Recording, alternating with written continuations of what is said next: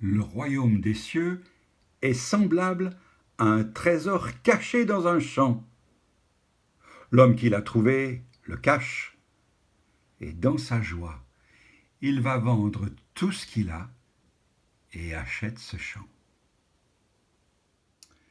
J'ai décidé de vous montrer ma boîte à trésors, mon trésor personnel. Alors, on va regarder, vous allez voir, c'est intéressant.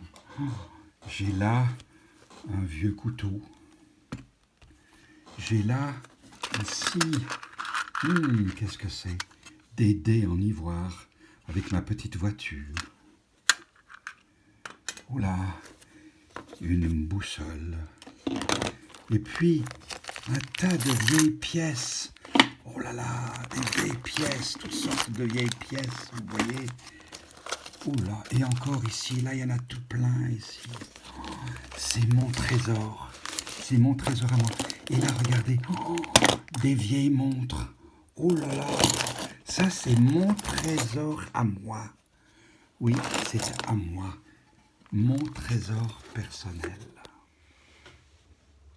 Bonjour, j'aimerais parler avec vous d'un trésor. Je ne sais pas si vous avez des trésors. En fait, qui n'a pas son petit trésor caché auquel il tient très fort? Il n'y a pas seulement les enfants qui ont des trésors précieux et cachés. Peut-être avons-nous aussi quelqu'un que nous considérons comme notre petit trésor. Un conjoint, un enfant, un ami, un animal. Mais permettez-moi une question. Êtes-vous vous-même le trésor de quelqu'un? Nous avons besoin d'amour, nous avons besoin d'être aimés, d'être appréciés, au moins par une personne, d'être le trésor de quelqu'un. Lorsqu'on ouvre la Bible, on découvre que Israël est le trésor de Dieu. En effet, les écrivains de la Bible ont utilisé un mot qui n'est pas toujours bien traduit dans nos Bibles. Il est traduit comme un peuple qui lui appartient, un peuple à part. Mais le mot hébreu pourrait être plus précisément traduit par « il est le trésor personnel et particulier », l'héritage personnel de quelqu'un. Lorsque David décide de parler de son trésor, il est dit ceci: « De plus, dans mon attachement pour la maison de Dieu, je donne pour la construction de la maison de Dieu l'or et l'argent que je possède en propre. » Et pour être traduit, qui m'appartient comme mon trésor personnel. David avait donc un trésor qui lui appartenait en propre. Et curieusement, c'est cette même expression qui est utilisée quand Dieu parle de son peuple. Mais vous, l'Éternel, vous a pris et vous a fait sortir d'Égypte, afin que vous soyez un peuple qui lui appartienne en propre, afin que vous soyez son peuple trésor. Je trouve ça formidable. Maintenant, si vous écoutez sa voix, dit Dieu, si vous écoutez ma voix et si vous gardez mon alliance, alors vous m'appartiendrez en propre. Vous serez mon trésor. Et plus loin, Dieu dit, oui, ils seront à moi, ils m'appartiendront en propre, ils seront mon trésor personnel, j'aurai compassion d'eux comme un homme a compassion de son fils. Mais ce n'est pas là une manière exceptionnelle de s'exprimer. Dieu dit plus loin que le peuple d'Israël est comme des pierres d'un diadème. Waouh! Maintenant, nous avons un problème lorsque nous lisons l'Ancien Testament, c'est de savoir si ces textes nous concernent, nous les chrétiens, aujourd'hui. Est-ce que les promesses adressées à Israël sont aussi pour nous, l'Église? Voici ce que dit l'apôtre Paul. Le juif n'est pas celui qui en a les apparences, et la circoncision n'est pas celle qui est apparente dans la chair. Mais le juif, le vrai juif, c'est celui qu'il est intérieurement. Et la circoncision, c'est celle du cœur, provoquée par l'Esprit Saint.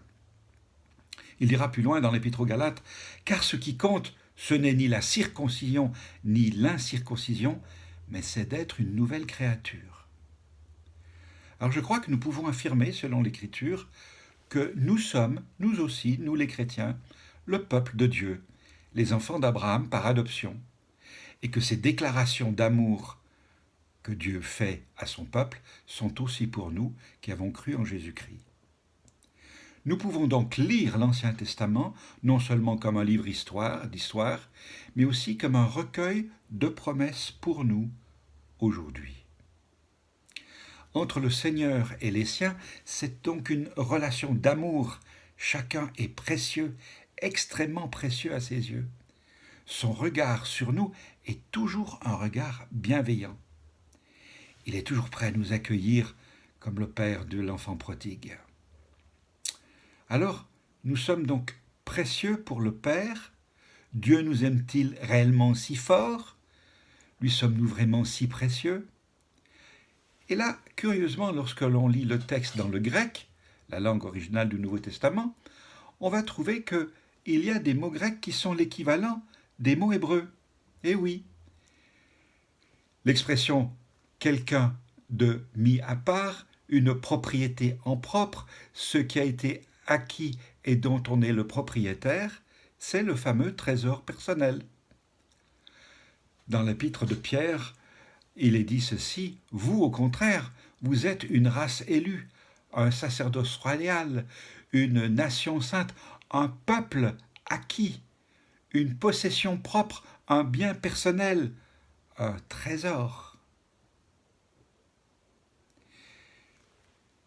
Je crois qu'il nous faut revenir à la lecture de l'Évangile et découvrir que le premier trésor de Dieu, c'est Dieu qui vient sur la terre.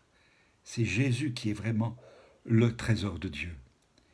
Il est celui qui contient tout ce qui est en Dieu. Et dans l'Épître aux Colossiens, l'apôtre Paul disait « Christ est le mystère dans lequel sont cachés tous les trésors de la sagesse et de la science. » Tout le trésor de Dieu est en Christ Jésus. Il est le trésor même de Dieu. Tout ce qu'un homme peut trouver, il le trouvera pleinement dans le Christ. Mais cette expression trésor, elle nous est adressée à nous, cette expression. En effet, dans l'Évangile, Jésus dit « Le royaume des cieux est semblable à un trésor caché dans un champ. L'homme qui a trouvé le cache, et dans sa joie, il va vendre tout ce qu'il a, et il achète le champ pour obtenir le trésor. » Alors dites-moi, qui est donc ce trésor? Qui est ce trésor caché dans un champ? Ce sont les hommes et les femmes comme nous.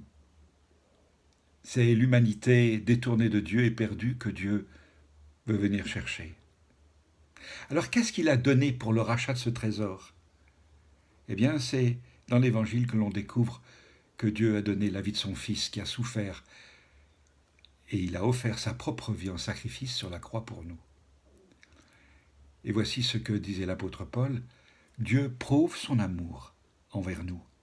Lorsque nous étions encore pécheurs, Jésus-Christ est mort pour nous.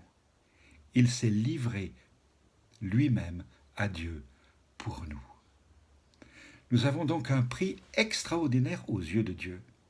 C'est vrai, il fallait que Jésus meure sur la croix, parce que il nous aimait tellement qu'il voulait retrouver cette communion qui était cassée entre nous et Dieu. Pour que cette communion soit rétablie, il fallait que le sang de son propre Fils soit versé. Et c'est au travers de ce sang que nous sommes vraiment pardonnés. Oui, alors nous sommes, vous êtes, nous sommes ensemble le trésor de Dieu. Et ça change tout. Jésus dit au jeune homme riche qui s'approche de lui pour lui demander ce qu'il doit faire, il lui dit « Va, vends ce que tu as, donne-le aux pauvres. Et alors tu auras un trésor dans le ciel. Puis viens et suis-moi. » Plus loin, l'apôtre Paul dira « Vous avez été rachetés à un grand prix. Alors, mettez votre honneur à bien vous tenir et que votre corps et votre esprit, rappelez-le, ça appartiennent à Dieu. » Jésus disait à ses disciples « Là où est ton trésor, là aussi sera ton cœur. » Le regard du Père est sur nous. Nous lui sommes tellement précieux. Il a donné ce qu'il avait de plus précieux pour que nous puissions faire partie de son peuple et être son trésor précieux. Ce qui est important pour lui n'est pas tellement ce que les autres peuvent penser de nous, ni ce que nous pouvons bien penser nous-mêmes de nous, mais ce que Dieu dit de nous. Et Dieu nous dit, aujourd'hui, tu es mon trésor. Il nous aime et il va pourvoir à tous nos besoins. L'apôtre Paul disait, « Ah, mon Dieu pourvoira à tous vos besoins, selon sa richesse avec gloire en Jésus-Christ. » Alors que votre conduite ne soit pas motivée par l'amour de l'argent. Contentez-vous de ce que vous avez, car Dieu lui-même a dit « Je ne te délaisserai pas, je ne t'abandonnerai pas. » C'est pourquoi nous pouvons dire avec courage « Le Seigneur est mon secours, et je n'aurai pas de crainte. » Et dans le livre de Malachie, nous sommes invités à mettre Dieu à l'épreuve.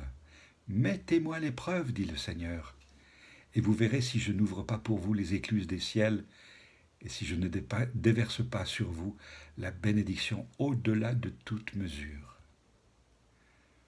Vous êtes, nous sommes, je suis un trésor, le trésor de Dieu. Nous prions. Seigneur, merci de tellement nous aimer. Merci de cette valeur que tu nous donnes.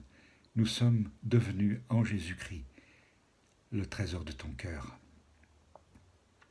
Nous t'appartenons, Seigneur, et nous réclamons ta bénédiction sur chacun de nous, maintenant. Amen.